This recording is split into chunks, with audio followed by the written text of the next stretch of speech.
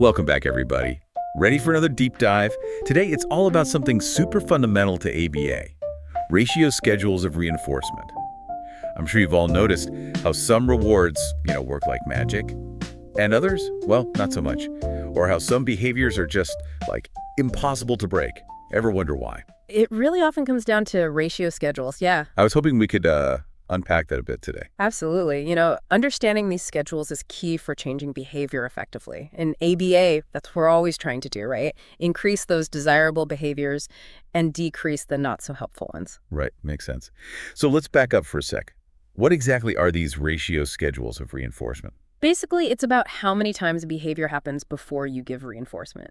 It's a reward system, but it's based on, effort, not time. Okay, so instead of how long something lasts, it's how often it happens. You got... So if I'm trying to get my dog to fetch, and I only give him a treat after he brings the ball back, say, 3 times, that's a ratio schedule. Exactly. That would be a fixed ratio schedule. Right. Let's say you decide on 3 fetches, yeah. He brings the ball back 3 times, and then he gets the treat. Fixed ratio 3, or we could even shorthand it, FR3. FR3. Got it. The textbook actually gives the example of Helga learning her ABCs. Every 3 times she writes the whole alphabet, her father gives her a kiss. Same idea, just different rewards. So Helga knows what to expect, right? 3 alphabets, 1 kiss. Yeah. Every single time.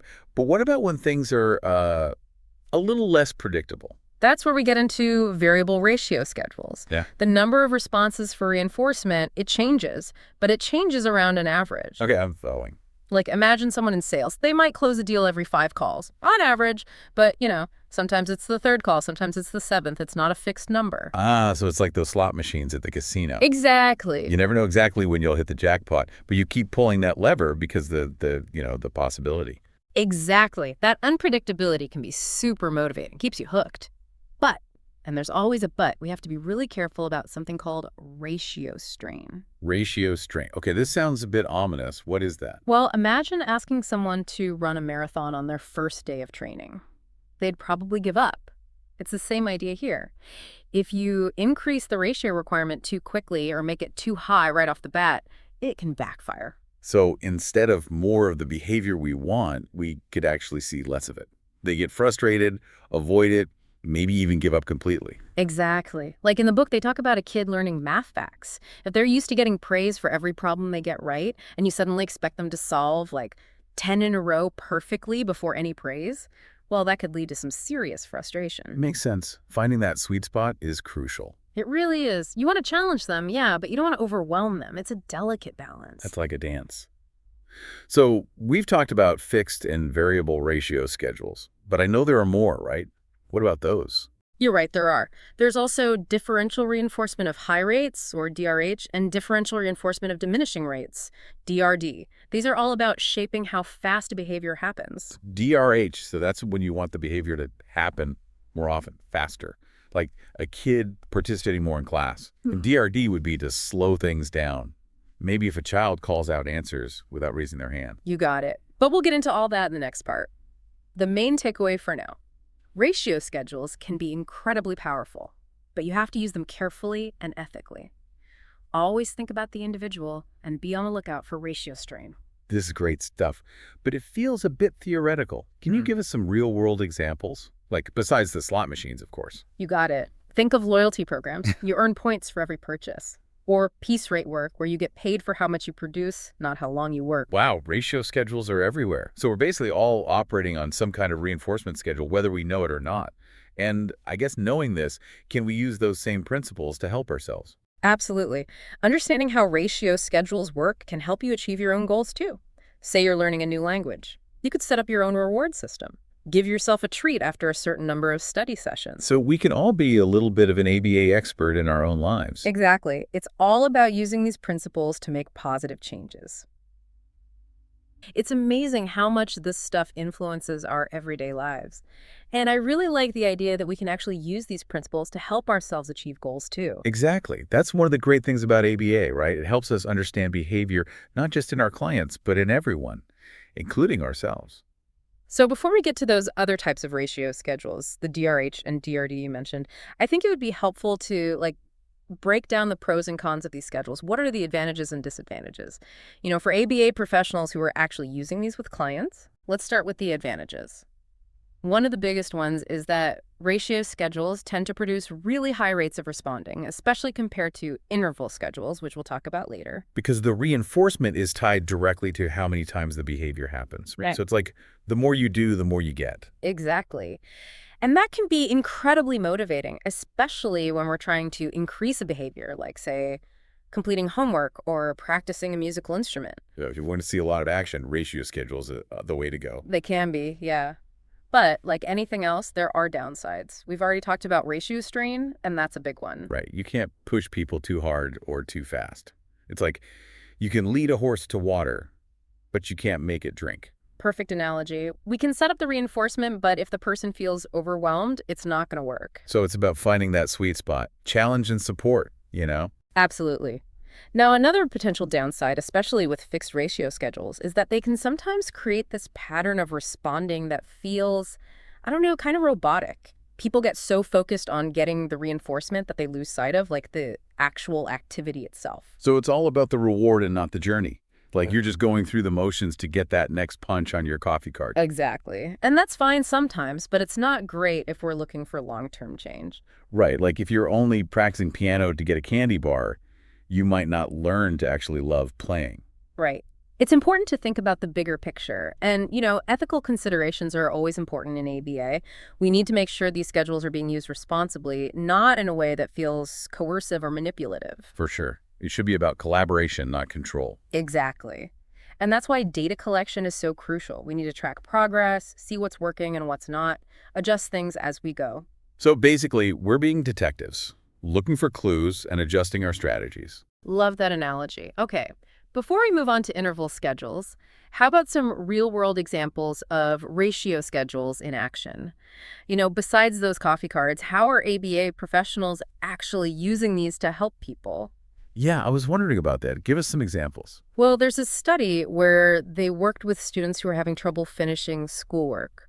So they used a system where the kids earned check marks for each assignment they completed correctly, and then they could exchange those check marks for prizes. Kind of like a token economy, where the check marks are like a visual representation of their progress. Exactly. And the students knew exactly how many check marks they needed to get a prize.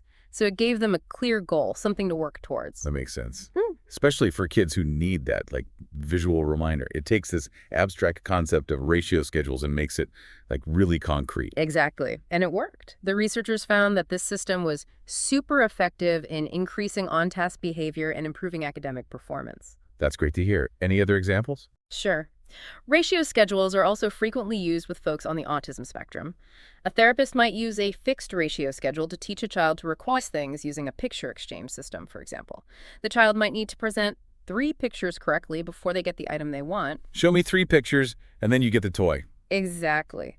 The ratio schedule reinforces that communication skill, and as the child gets better, the therapist can gradually increase the ratio requirement. Like you're building a staircase one step at a time. Exactly. Now, the practical side of things. How do ABA professionals make sure these schedules are working? That's where data collection comes in. We need evidence, concrete number, to know if the intervention is effective. With ratio schedules, we're usually looking at how often the behavior happens and how that changes based on the reinforcement schedule. So we're basically watching the numbers to make sure they're moving in the right direction.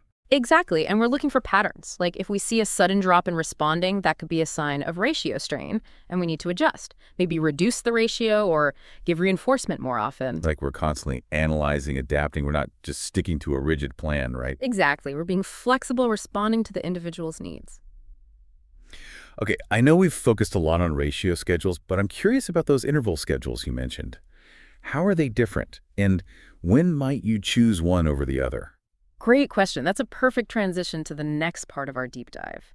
With interval schedules, we're not so focused on the number of responses. It's more about the timing of the reinforcement. Instead of how many times did you do it, it's more like, did you do it within this time frame? Okay, so it's not about how much you do, but when you do it. Exactly. Let's say we're trying to increase on-task behavior during, independent work time for a student. With a fixed interval schedule, we might give them praise or a sticker, but only if they're working quietly at the end of, say, a 5-minute interval. Okay. It wouldn't matter how much they got done during those 5 minutes. It's all about their behavior at the end of that interval. So it's like a snapshot in time. Are you on task right now? You got it. And like ratio schedules, we've got fixed interval and variable interval schedules. Fixed, the time interval is always the same. Variable, it changes, but around an average. Okay, I think I'm getting it. Yeah. So when would you use an interval schedule instead of a ratio schedule? What are the pros and cons? Good question. One advantage is that interval schedules can be easier to manage, especially if you're in a busy environment, where you can't keep track of every little thing someone's doing. Right, if you're a teacher with a whole classroom, it's probably easier to just check for on-task behavior every few minutes instead of like counting every single math problem a kid finishes. Exactly. Plus, interval schedules can lead to more consistent responding, because you don't have to do the behavior over and over really fast to get the reinforcement. So people are less likely to rush or to work in bursts and then stop. So it's a bit more relaxed. You could say that, but the downside is that they usually lead to lower rates of responding overall compared to ratio schedules. Because I guess you only need to be doing the behavior at the end of the interval to get the reward. Right. There's less of an incentive to, really hustle. It's like the difference between sprinting and taking a leisurely stroll in the park. You'll get to your destination either way, but the pace is totally different. Great analogy. So we've got ratio schedules, interval schedules. What else is in the ABA toolkit? Now, what other options are there? Well, we've mentioned differential reinforcement a bit. That's where you reinforce some responses but not others. You're being really specific about what you want to see more of or less of. It's like targeting the exact behavior you're trying to shape. Exactly. Remember DRH and DRD, those focus on how fast the behavior happens. But differential reinforcement can be used to shape other things too, like how good the behavior is, how long it lasts, even how long it takes for the person to start the behavior after you give them a cue. Wow, this is getting pretty advanced. So we're not just looking at how often something happens anymore. We're fine-tuning the details. Can you give some examples?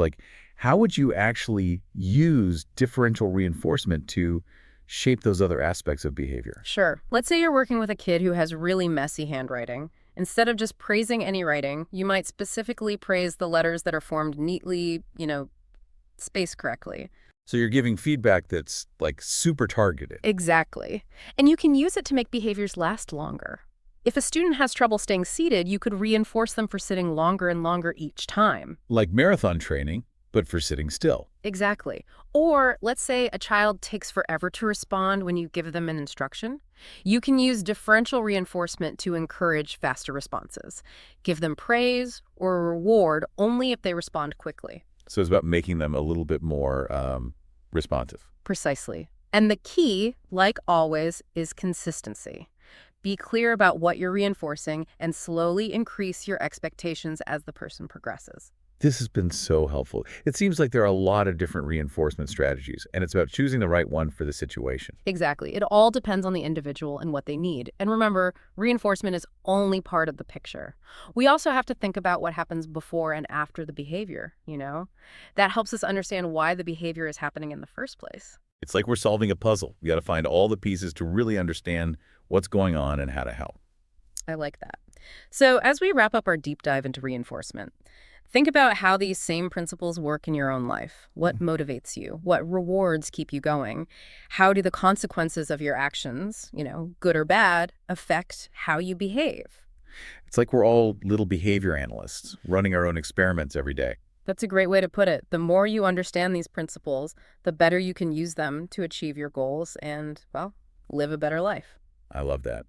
Well, this has been a fantastic journey. From ratio schedules to interval schedules, differential reinforcement, the importance of data, ethical considerations. I feel like we've covered so much ground. Thank you so much for being here and sharing your expertise. My pleasure.